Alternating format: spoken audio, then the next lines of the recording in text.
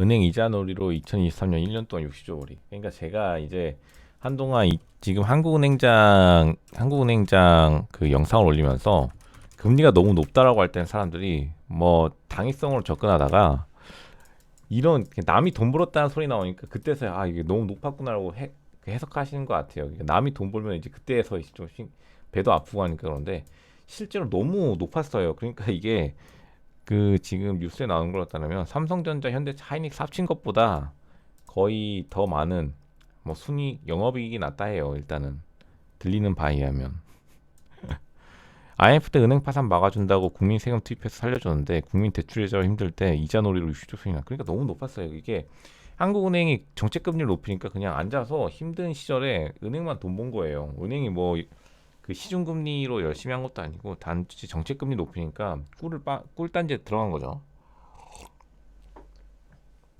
가상금리 탄력적으로 운영해야 되고 운행 수익 클 때는 마이너스 해야 해요. 결국에 정책금리가 문제인데 이제 한국은행이 이런 일을 만든 거예요. 한국은행이 결국 대출을 줄인 다음에 그러니까 이게 어떻게 된 거냐면 다시 한번 말씀드리면 이 60조 벌이가 어떻게 되냐면 한국은행이 그 기준금리를 올리는 동시에 대출금리를 제한하니까 사람들이 몰리겠죠. 그러니까 은행이 여기다가 높은 대출금리에다가 기준금리에다가 자기 시중금리로 플러스 해가지고 이렇게 판 거예요. 그러니까 사람들은 안 그래도 기준금리 높은데 그 뭐냐 시중금리도 플러스 되는 상태로 이제 가져가면서 엄청난 돈이 이제 은행으로 흘러 들어간 거죠. 거의 말도 안 되는 수준의 이익을 얻었고 은행 60조 이익 이거 보고 사람들이 깜짝 놀랐는데 그러니까 이게 애초부터 이 잘못된 거예요. 결국에 남의 돈을 빼앗기 위해서 이제 부동산 자산 가격을 낮추기 위해서 다른 쪽을 돈을 엄청나게 쏜 건데 땅을 사면 배 아프다고 해서 그렇게 되는 거죠.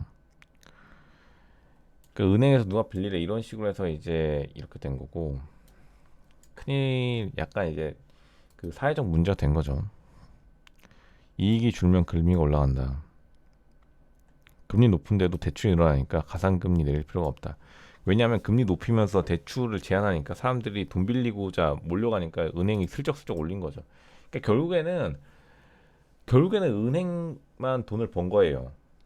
사람들이 부동산 가격 내리지를 못하고 그러니까 이게 완전 웃기게 된 거죠.